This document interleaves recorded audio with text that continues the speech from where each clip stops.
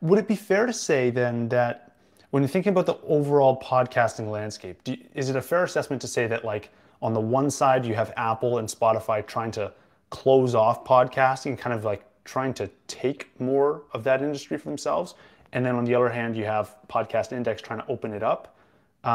Is that roughly a fair assessment today? Well, you can look at it a couple ways. I consider this to be legacy apps because they really don't have the features that we have, and people are just adopting and moving forward. So it would be amazing if they implemented any of the new namespace features. I mean, you don't have to enable the value for value part. I understand that, but they're not doing that, so they're not really a part of the club. And Apple, and I've spoke a lot with James Boggs, who really ran the division before he left.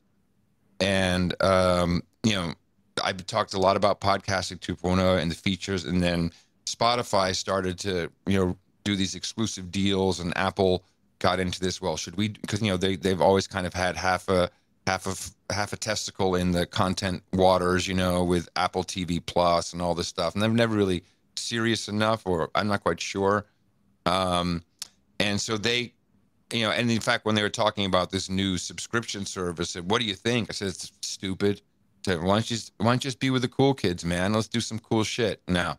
But I think they also took it, and I appreciate that, because they have been good stewards of it in general, as, okay, we're going to focus on subscriptions, and we don't really care about the rest. You're either in our database and it works or not. And if we change stuff, that's our prerogative. If that messes up your external app, that's your problem, because we've never officially supported it. So Apple, to me, is just kind of given up.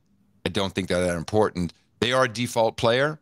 So, it's a way for people to get into it. But, with podcasting, we have a marketing that's much stronger than Apple's and Spotify combined, because the actual people talking to the users of these apps will say, try a new podcast app, newpodcastapps.com.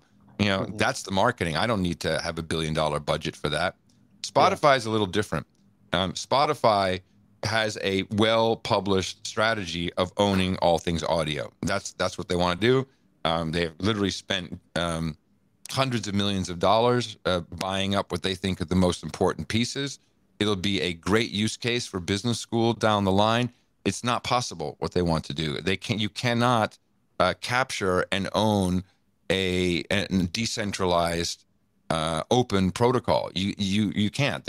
They thought they could buy the pieces of the platform with the hosting companies, but that's not how it works. I mean, I can still put a MP3 file in an Umbrel at home and it'll work. It'll be work on any real podcast app. What is happening with companies like Spotify, and not Apple, but Spotify and Google, is they're whores. And they think, oh, free content, we'll suck that shit up and we'll monetize it and people will love it. And it's not true. We explicitly said, no, you cannot have our podcast on Spotify because we read your terms and conditions, and you can do it. You can own it for whatever you want to do. No, I'm not interested. I'm not interested in you putting ads in my podcast just for the privilege of being listed on your system. So no. And we've had to go at them a couple of times because pirated feeds would show up. And they're crazy. They're crazy to think they can maintain the legal aspects of a decentralized system of everybody's stuff just kind of flowing in. I mean, there's all kinds of copyright violations, all kinds of things going on. They never should have done that. But here they are, and they're just going to spend more and more buying up infrastructure. And what I've learned throughout the years, and there were many great examples, but I think the best one was America Online, which, and I loved all these services. And I don't know if you ever had an AOL account, you probably know. So AOL truly was, God damn it, I feel old. AOL truly was, it came on floppy disks. And it was America Online is where you got online, and it was like a bulletin board system with screens. You could go into like discussion groups. You could get news, and of course mail. You've got mail. It was really the big one, and of course, as the internet was growing outside America Online, people were saying, we really want to try the internet. We want to try the internet. Can you make a web browser? So that, we heard about this web browser thing. And for a year or so, AOL was like, no, we don't want people. This is safe. It's secure. You're good here in AOL. This is a safe environment. And so finally they relented, and it was hilarious. They really marketed the internet like no one else could. So in order to get to the web browser, and that was, back in the day, it was pretty crude, brother. I tell you, it was like we could do blink tags, and that was our version of JavaScript coolness. And you'd say, okay, I want to access you have to click on all these screens. Are you really sure? It could be scary. You could see things that could freak you out. Your information could get stolen. They could take your firstborn. Are you really sure? You're really sure? Yes. Okay. Finally, you got a browser. And people loved it. That's where the cool, scary shit was. Yeah. People don't want homogenized shit. This is the proof is over and over and over again. And people will beg, kids especially will beg, borrow, steal to get that thing that they really desire, or that crazy ass thing that people are talking about.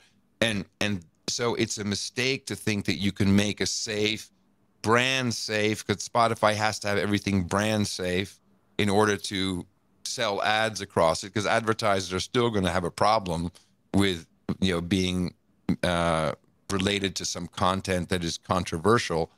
But all the cool stuff is with these other apps. And the hosts, no one's saying, oh my God, please just use Spotify because, man, it makes me so much money. No, man, it is really a great way to feed back to me. No, it has great features. No, it doesn't have great features. And the development group that is Podcasting 2.0, we have now 15 features we've rolled out in a year. And these are good features and people like them. Now, this is a slow burn. It's a grinder. Podcasting is always 15, 20% a year of growth, no matter what you're doing in it. But it's happening, more. And so now we've had enormous support from some of the bigger hosting companies. Now they're building these publication features that we've added right into their system. So now you can do chapters on Buzzsprout. You can do transcripts. And once people have that capability, they tell their audiences, get a modern podcast app, newpodcastapps.com. You can take advantage of it. And that's going to take several years, but eventually, these legacy apps, they either implement the features that everyone wants or they go away. So how do you see this playing out? Do you think Spotify and Apple eventually enable Lightning payments? Fuck enable no. value for value? No. So you think they will give away? up on it before that. No, they're not going to do that. It would be a real last ditch effort. They also have way too many corporate issues with that liability and this is Wild West shit that we're doing here. We don't even know what's legal.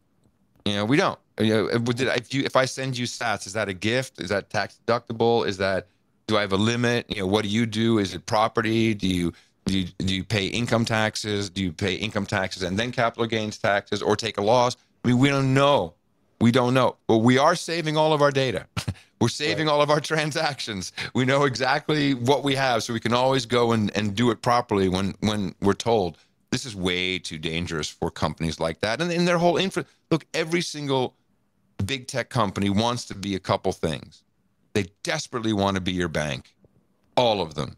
Apple, Google, Amazon, Spotify isn't quite there yet, but they want to be your bank. They also want to be your doctor. Yeah, they want to be all this stuff, and they really want to get rid of people doing all this stuff for you. So they want to automate everything and want to just own you in your entirety.